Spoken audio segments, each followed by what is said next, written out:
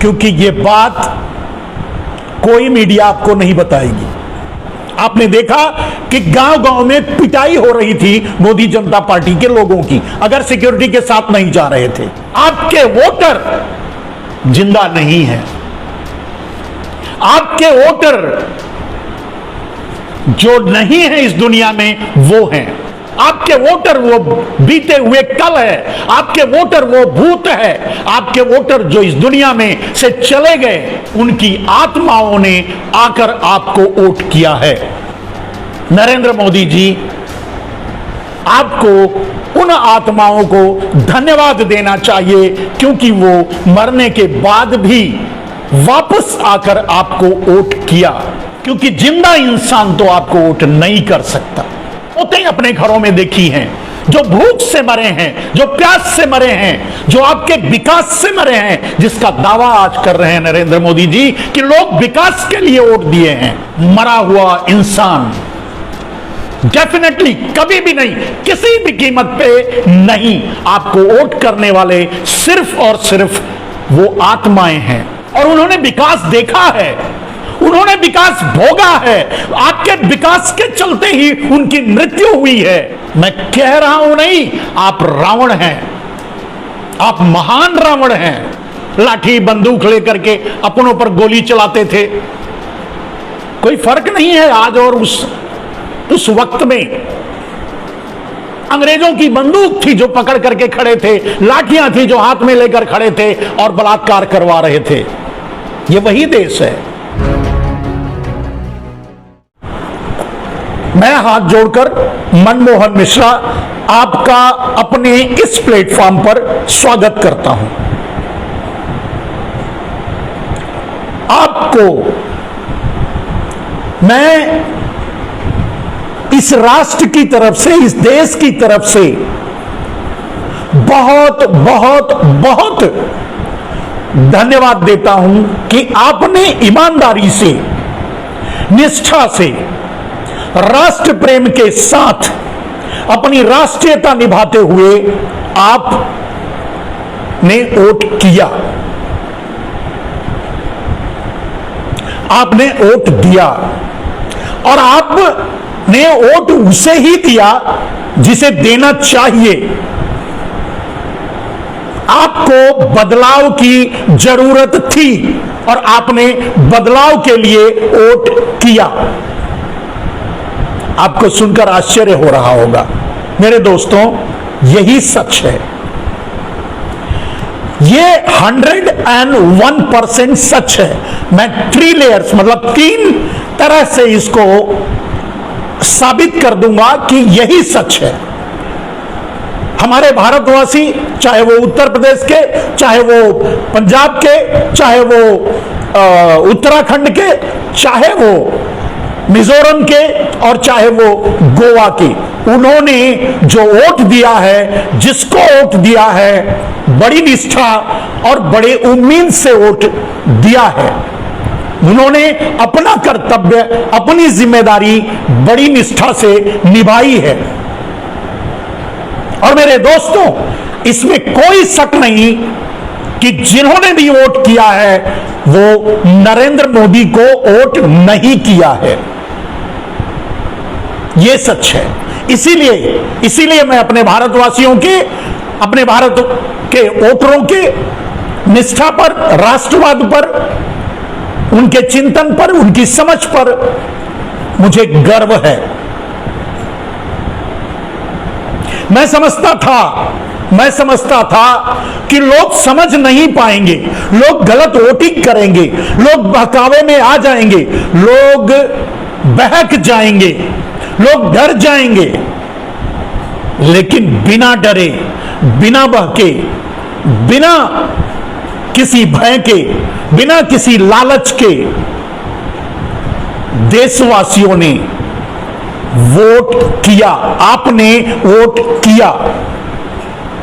इसलिए मैं तहे दिल से, पूरे खुले हृदय से, पूरे देश की तरफ से, सभी चुनाव में भाग लिए उनकी तरफ से, इस राष्ट्र की तरफ से आपका बहुत बहुत धन्यवाद कर रहा हूं, आपका स्वागत कर रहा हूं और आपको प्रणाम कर रहा हूं। मेरा प्रणाम स्वीकार कीजिए। नरेंद्र मोदी आपको बरगलाने के लिए प्रणाम भेजे थे, मैं भेज नहीं रहा हूं, मैं खुद आकर आपके बीच अपना प्रणाम आपको दे रहा हूं, आपसे प्रणाम कर रहा हूं, आप इसे स्वीकार कीजिए। और यह सच है, इसे जब मैं आगे बताऊंगा तो आप समझ जाएंगे यह सच है, इसे व्यंग में मत लीजिए, क्योंकि जीती तो है भारतीय जनता पार्टी, मोदी जनता पार्टी, और मैं आपको धन्यवाद दे रहा हूं कि आपने सही वोट किया। आपने बिल्कुल सही वोट किया है, आपने बिल्कुल उसी को वोट दिया है जिसको देना चाहिए। आपने बदलाव के लिए वोट दिया है, आपने विकास के लिए वोट दिया है। अब आते हैं मुद्दे पर मेरे दोस्त। नरेंद्र मोदी आज अपने चुनावी जीत पर भाषण दे रहे थे, तो खुश तो होना ही चाहिए, भाषण भी दे रहे थे। देने में उन्होंने कहा कि प्रदेश देश के लोग जातिवाद और पता नहीं क्या क्या सबको नकारा है, विकास के लिए वोट किया है, नरेंद्र मोदी ने कहा।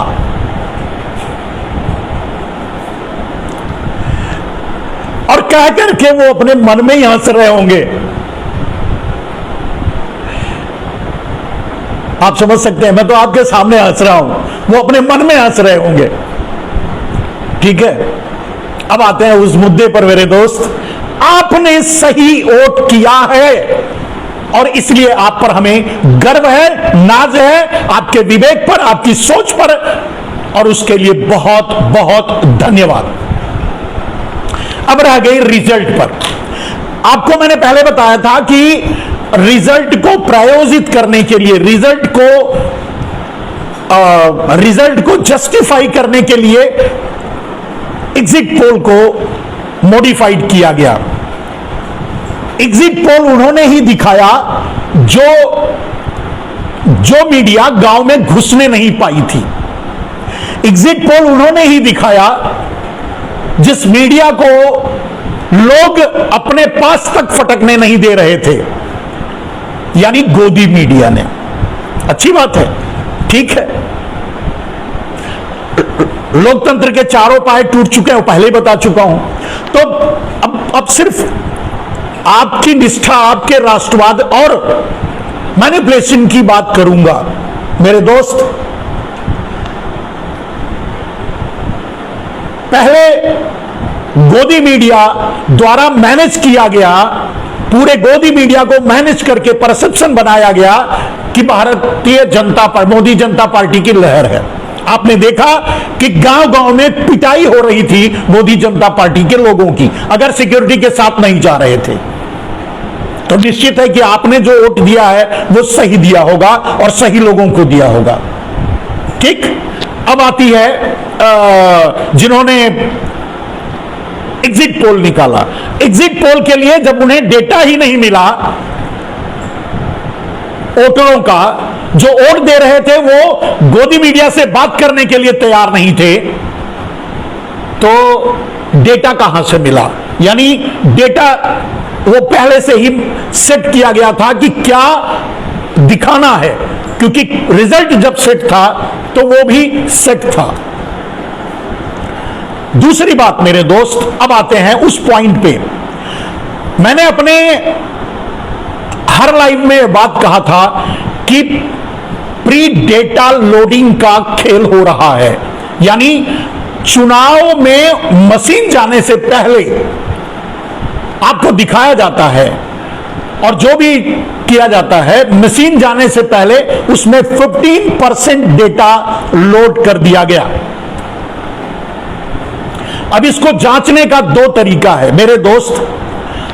आप और जो सोशल मीडिया, आप गोदी मीडिया से हटके सोशल मीडिया, आप और जो लोग चुनाव में थे, चुनाव में वोट दे रहे थे, जो लोग बूथ पर थे, जो अब आप खुद कैलकुलेट कर लीजिए कि आप किसको वोट दिया है। तो अब इतने से अंदाजा लगा लीजिए, अंदाजा लगाने की जरूरत नहीं है, पूरे 5 राज्यों का रिजल्ट आ चुका है। एक सैंपल के लिए 100 जीते हुए कैंडिडेट का टोटल डेटा ले लीजिए, टोटल वोट उसको कितना मिला, ध्यान से सुनिए, टोटल वोट उसको कितना मिला, और उसके बाद दूसरे नंबर, तीसरे नंबर, चौथे नंबर पर कितना वोट दिखाया गया। तीसरी बात, उस एरिया में किस परसेंट पर वोट पड़ा है, कितना परसेंट वोट पड़ा है। तो जो जीता हुआ कैंडिडेट, जो हारा हुआ कैंडिडेट, या जितना वोट आपको ईवीएम मशीन में आज उगला है, मतलब बाहर आया है, इसको ध्यान दीजिए, टेक्नोलॉजी है, मैं टेक्निकल बात कर रहा हूं और आपके निष्ठा की बात कर रहा हूं, क्योंकि मुझे मालूम है आपने किसको वोट दिया है। तो जितना टोटल निकलेगा, मान लीजिए एक एग्जाम्पल कहते हैं कि हारे हुए जीते हुए सारे कैंडिडेट का टोटल अगर निकलता है 2 लाख, ठीक है, 2 लाख टोटल निकलता है कि 2 लाख वोटर वोट पड़ा है, 2 लाख बार वो बटन दबी है, 2 लाख वोट पड़ा है, राइट। अब उस एरिया में कितना परसेंट वोट पड़ा है, कितना वोटर हैं, कितने वोटर हैं, मान लीजिए 4 लाख वोटर हैं, एग्जाम्पल के लिए बोल रहा हूं, और उस एरिया में जहां 4 लाख वोटर हैं, ठीक है, जहां 4 लाख वोटर हैं, वहां अगर 40% या जो भी परसेंट, जो भी अप्रोक्सीमेट जो भी परसेंट वहां वोटिंग हुई है, तो आप कैलकुलेट कर लीजिए कि कितना वोट पड़ा है, माने जितना वोट का परसेंट वहां दिखाया गया है। इसका अर्थ होता है, जैसे मान लीजिए 4 लाख अगर वोटर हैं और 40% वोट पड़ा है,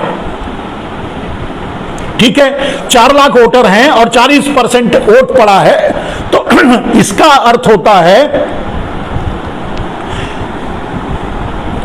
कि 1,60,000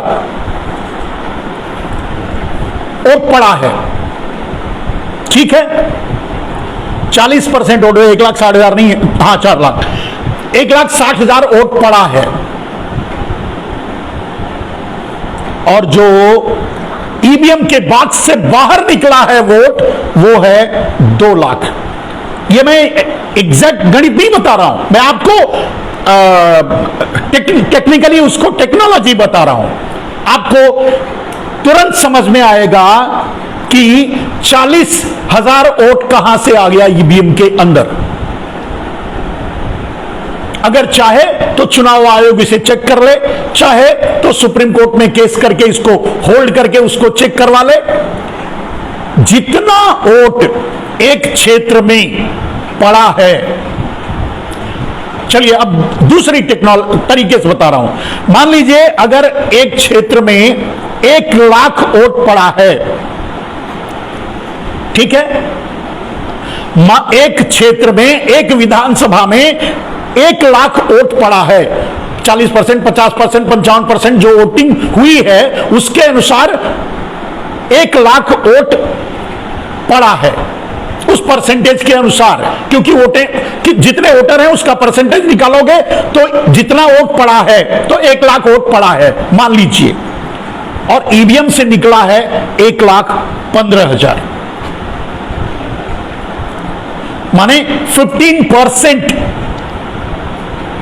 प्रीलोडेड डेटा उसके अंदर था। तो आपके वोट देने की निष्ठा, आपके राष्ट्रवाद, आपकी सोच और आपकी समझ पर मुझे पूरा भरोसा है और मैं अच्छी तरह समझ रहा हूं। इसीलिए मैंने आपको धन्यवाद दिया, आप का नमन किया कि आपने वोटिंग बिल्कुल सही की है।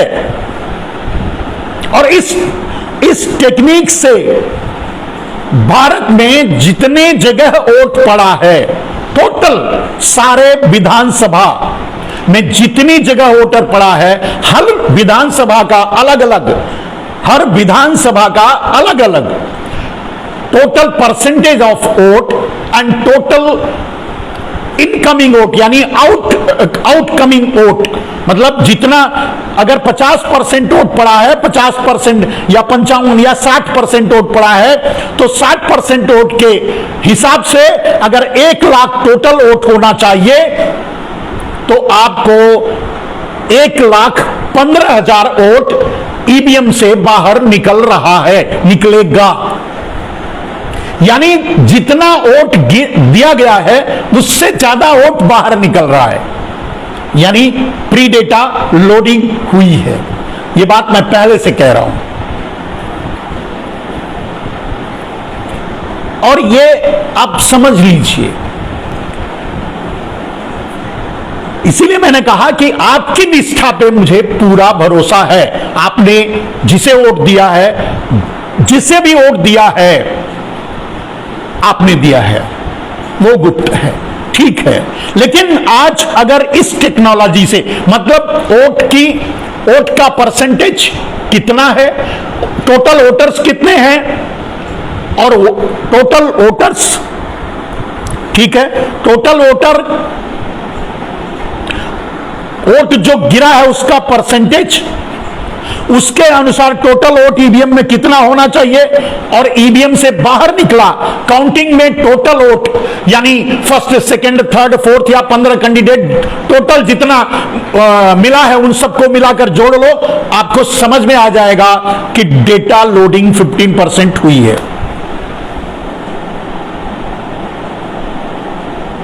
राइट, एक तरीका है, एक तरीका ये एनालिसिस करने का है, ये समझने का है, इसे जांचने का है। चाहे तो सुप्रीम कोर्ट को इसमें आगे आकर के देखना चाहिए, जांचना चाहिए, अगर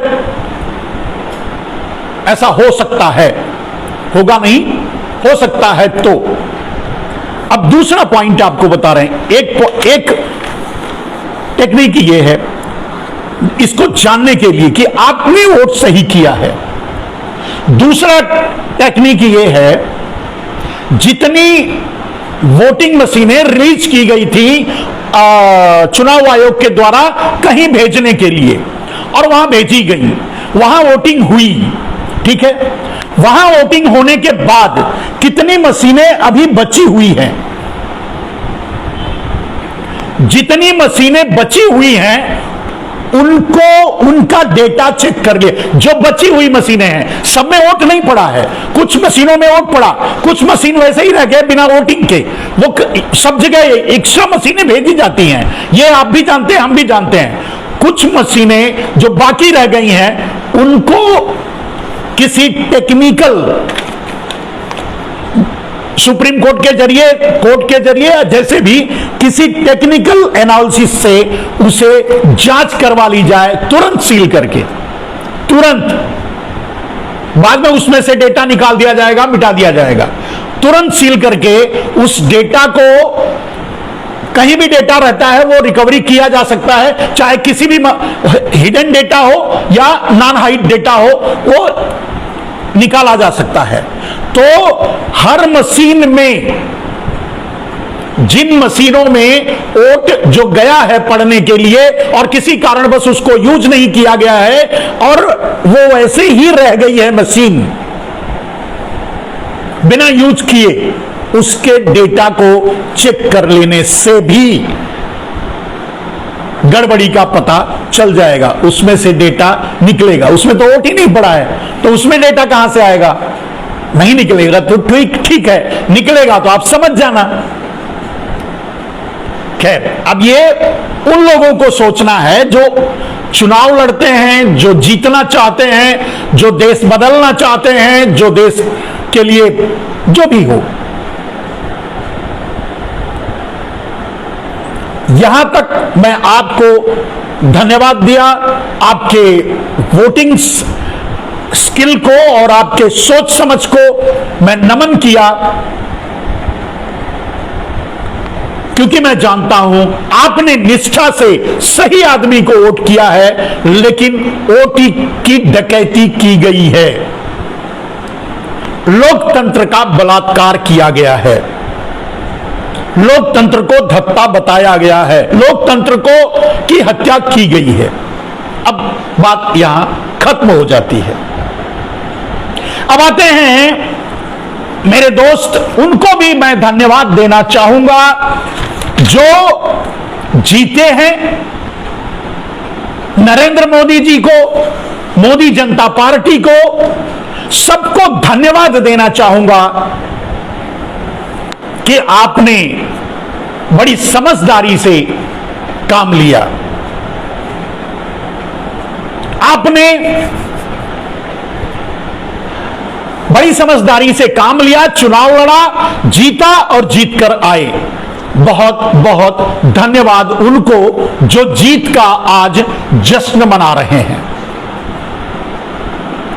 और उन्हें उनसे मैं प्रार्थना करना चाहूंगा, मैं जीते हुए कैंडिडेटों से, मोदी जनता पार्टी से और नरेंद्र मोदी से मैं प्रार्थना करना चाहूंगा कि वो कम से कम आज और अब और इसके बाद कभी भी जब उन्हें समझ में आ जाए तो उन्हें जरूर थैंक्स बोलें, क्योंकि ये जीत उनके कारण मिली है। ये जीत किसके कारण मिली है मेरे दोस्त? उन्हें, भारतीय जनता पार्टी को, मोदी जनता पार्टी को, मोदी को जरूर धन्यवाद देना चाहिए कोरोना में मरने वाले लोगों को, जो मरने के बाद आकर के उनकी आत्माओं ने वोट किया। सिर्फ मरने वाले नहीं, गंगा में यूं ही बहाए जाने वाले लोगों को, लोगों की आत्माओं को, गंगा में यूं ही बहाए जाने वाले लोगों की आत्माओं को, बालू और मिट्टी में यूं ही दफना दिए जाने वाले उन लोगों को, गंगा में तैरती लाशों को जिन्हें कुत्ते निकाल कर खा रहे थे, उनकी आत्माओं को, रौंद कर मार दिए गए किसानों की आत्माओं को, भूख से मर जाने वाले इस देशवासियों की आत्माओं को, आत्महत्या करने वाले किसानों की आत्माओं को, 13 महीने तक बैठे, दिल्ली के बॉर्डर पर बैठे किसानों, शहीद किसानों की आत्माओं को, उन्हें नरेंद्र मोदी को धन्यवाद देना चाहिए। और मैं प्रार्थना करूंगा नरेंद्र मोदी जी, आप उन्हें धन्यवाद जरूर दीजिएगा, क्योंकि आपको जो वोट मिला है उन्होंने ही आके आपको वोट दिया है। आपके वोटर जिंदा नहीं है, आपके वोटर जो नहीं है इस दुनिया में वो हैं। आपके वोटर उनकी आत्माएं हैं, आपके वोटर वो बीते हुए कल है, आपके वोटर वो भूत है, आपके वोटर जो इस दुनिया में से चले गए तड़प तड़प के, सिसक सिसक के, रगड़ रगड़ के, रेलवे लाइन पे, ट्रक के नीचे, भूख से, प्यास से, गरीबी से, मुफलिसी से, उनकी आत्माओं ने आकर आपको वोट किया है। तो आपको अपने वोटरों को धन्यवाद देना चाहिए। नरेंद्र मोदी जी, आपको उन आत्माओं को धन्यवाद देना चाहिए, क्योंकि वो मरने के बाद भी वापस आकर आपको वोट किया, आपको वोट दिया और आपको जितवाया। क्योंकि जिंदा इंसान तो आपको वोट नहीं कर सकता। जिंदा इंसान तो आपको वोट नहीं कर सकता। जिन्होंने अपने घरों में मौतें देखी हैं, जिन्हें लकड़ियां नहीं मिली अपने इष्टों को जलाने के लिए, दफनाने के लिए कफन नहीं मिला, जिन्होंने मौतें अपने घरों में देखी हैं, जो भूख से मरे हैं, जो प्यास से मरे हैं, जो आपके विकास से मरे हैं, जिसका दावा आज कर रहे हैं नरेंद्र मोदी जी कि लोग विकास के लिए वोट दिए हैं, जो महंगाई के कारण मरे हैं, बेरोजगारी के कारण मरे हैं, आत्महत्या किए हैं, उनकी आत्माओं ने आकर के आपको वोट किया है। आपके वोटर मृतक आत्माएं हैं। और अगर कोई जिंदा आपको वोट किया होगा तो मुजाम्बिया है, मरा हुआ इंसान। डेफिनेटली कभी भी नहीं, किसी भी कीमत पे नहीं। आपको वोट करने वाले सिर्फ और सिर्फ वो आत्माएं हैं, उन्होंने ही आपको वोट दिया है और आपकी जीत हुई है। तो आपसे मेरी गुजारिश है, प्रार्थना है कि आप उन्हें धन्यवाद जरूर कहिएगा। मरने वाले लोगों को, घिसटने वाले लोगों को, भूख प्यास से अकाल मृत्यु को प्राप्त होने वाले लोगों को, उनकी आत्माओं को आप जरूर धन्यवाद दीजिएगा, क्योंकि उन्होंने आपको वोट किया है, तभी आप जीते हैं। और उन्होंने विकास देखा है, उन्होंने विकास भोगा है। आपके विकास के चलते ही उनकी मृत्यु हुई है, वो मरे हैं, उनकी आत्माएं खुश हैं, आपको वोट आकर के दिया। उन किसानों की आत्माएं जिन्हें आपका मंत्री का बेटा रौंद कर मार डाला, उनकी आत्माएं आकर के आपको वोट करवाई हैं, वोट दिलवाई हैं और वोट दिया है। जीवित इंसान आपको वोट नहीं कर सकता। एक जिंदा इंसान आपको वोट नहीं कर सकता नरेंद्र मोदी जी। तो आप महान हैं। आप कहते हैं ना, एक अगर उदाहरण कहें, रावण जब तपा, रावण का जब एकदम से हाई लेवल, क्या कहते हैं, उसका परचम लहराने लगा, तो वो देवताओं को भी बंदी बना लिया था। अगर ये रामायण कोई जानता है तो ये समझ सकता है। और समझिए, देवताओं को भी बंदी बना लिया था। आपने देवताओं को भी बंदी बना रखा है नरेंद्र मोदी जी, वो आपके कहे पर चल रहे हैं। इसका मतलब ये नहीं कि मैं आप कह रहा हूं कि आप रावण हैं। मैं कह रहा हूं नहीं, आप रावण हैं। आप महान रावण हैं, विद्वान रावण हैं, आप रावण हैं।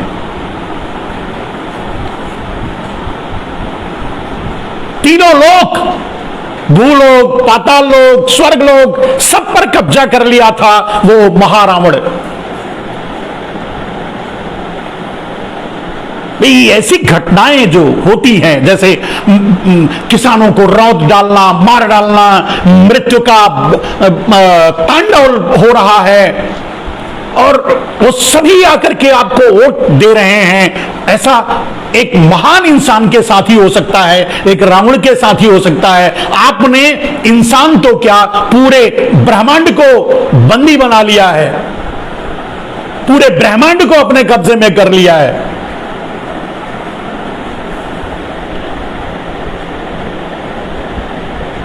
आप महान हो मोदी जी, आप महान हो। आपकी महानता कि कोई आपकी महानता का कोई उदाहरण ही नहीं है। और आप बड़े आराम से आकर कह भी देते हैं कि लोगों ने विकास के लिए वोट किया है। आप महान हो।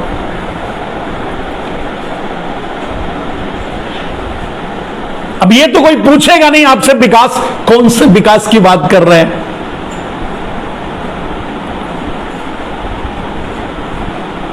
किस व्यवस्था की बात कर रहे हैं, किस कानून की। कहने का मतलब आप कुछ भी कर सकते हैं, जब तक फिर से कोई राम पैदा नहीं होगा तब तक तो आप राज कर लीजिए। कुछ भी कर सकते हैं, कोई भी इंसान। मैंने कहा जब देवता ही बंधक बन चुके हैं, आपने देवताओं को बांधकर उलट दिया है, तो आपका कौन बिगाड़ सकता है, कौन क्या कर सकता है? कोई कुछ नहीं कर सकता।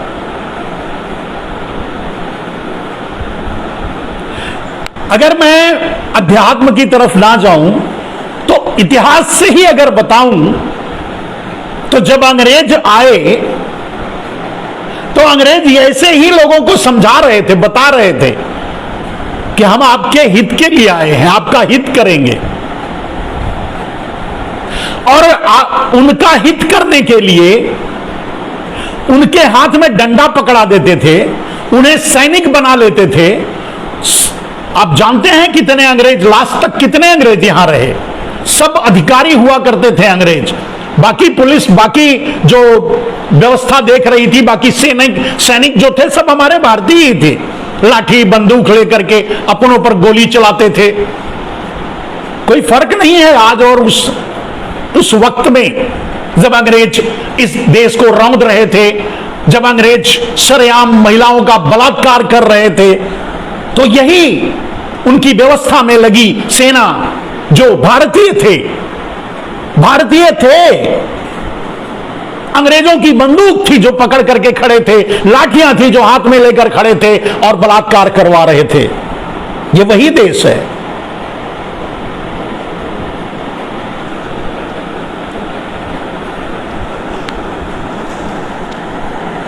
और बदलाव इतने जल्दी नहीं होता। अंग्रेज 200 साल से भी अधिक राज करके गए हैं।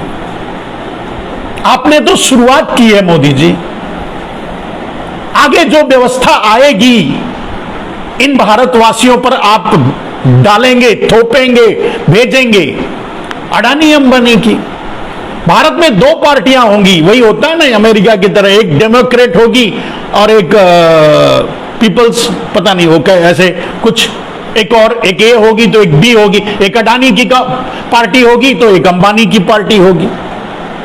वही दोनों सत्ता चलाएंगे, वही जिसको अपॉइंट करेंगे वो प्रधानमंत्री बनेगा, राष्ट्रपति बनेगा। और जब तक आप हैं तो आप तो ही हैं, आप तो अब तो वो होने ही वाला है। आप राष्ट्रपति बनेंगे, राष्ट्रपति बनकर आजीवन अपने लिए कानून बनाएंगे, आजीवन राष्ट्रपति रहेंगे। तो आपको पहले से मुबारक हो, राष्ट्रपति पद के लिए आपको पहले से मुबारक हो।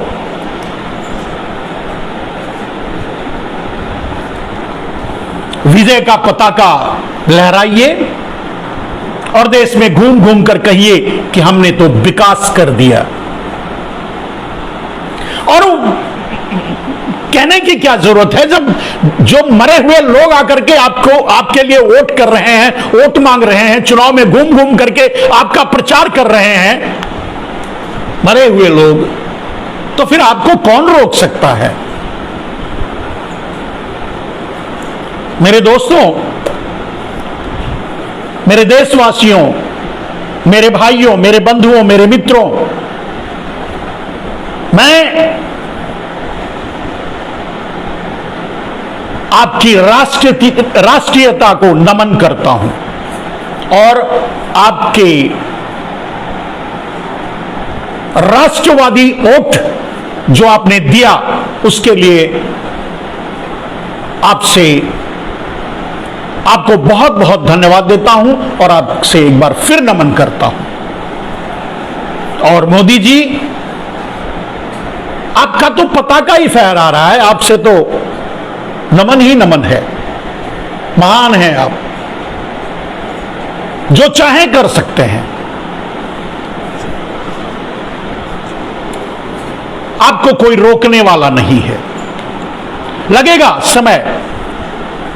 मेरे दोस्त, ये वही भारत है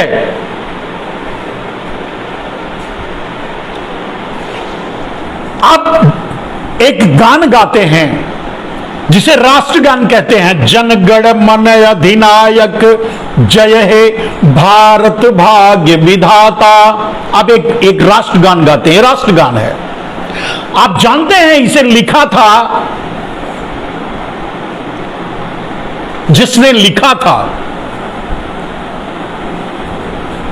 वो इस गाने को जॉर्ज पंचम, 5वें जॉर्ज के स्वागत गान के रूप में लिखा था। नाम आप सभी जानते हैं और इज्जत से भी लेते होंगे, रविंद्रनाथ टैगोर। रविंद्रनाथ टैगोर ने इसमें जो शब्द इस्तेमाल किए हैं, उससे भारत की मानसिकता को आप समझ सकते हैं। जनगण मन अधिनायक जय हे। कौन है अधिनायक? जॉर्ज पंचम। भारत भाग्य विधाता, भारत का भाग्य विधाता कौन है? जॉर्ज पंचम। मेरे दोस्त, ये वही भारत है। और यहां हमेशा मोदी जैसे लोग ही सफल होते हैं। ऐसा नहीं है कि उस समय सभी जॉर्ज पंचम जैसे या अंग्रेजों की चाटकारिता ही करते रहे या अंग्रेजों के लिए ये इस तरह के गाने लिखते रहे। ऐसा नहीं है। लोग लड़े भी, लोग फांसियां चढ़े, लोग लड़ाइयां लड़ी, हालांकि उनकी जनसंख्या कम थी, क्योंकि यहां की आम जनता तो बात को बहुत समझने में बहुत देर लगाती है, और जब समझ में आता है तो सब कुछ लूट चुका होता है, कुछ भी नहीं बचता, कुछ भी नहीं रहता। मेरे दोस्त, मैं हमेशा की तरह अपनी संवेदनाएं आपके साथ रखता हूं। अब तो शायद आपने अपना धर्म, मैं अपने वोटरों की बात करता हूं, वोटरों ने अपना धर्म बखूबी निभाया है। उन्हें जिन्हें वोट देना था उन्हें ही वोट दिया है। लेकिन आप क्या करेंगे? आपकी क्या गलती है?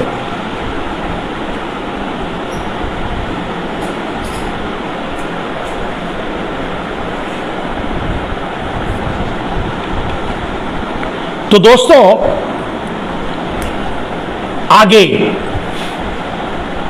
भारत में जिस विकास को नरेंद्र मोदी लाए हैं, महंगाई, बेरोजगारी, गरीबी, भूखमरी, आप देख रहे हैं पेट्रोल डीजल का दाम 2-4 दिन में आपको समझ में आ जाएगा। खाने का पीने का जो है वो समझ में आ जाएगा। तो नए विकास का स्वागत करने के लिए नरेंद्र मोदी का 2024 में तिलक करने के लिए उसकी तो जरूरत नहीं पड़ेगी, वो तो पहले ही राष्ट्रपति बनने वाले हैं।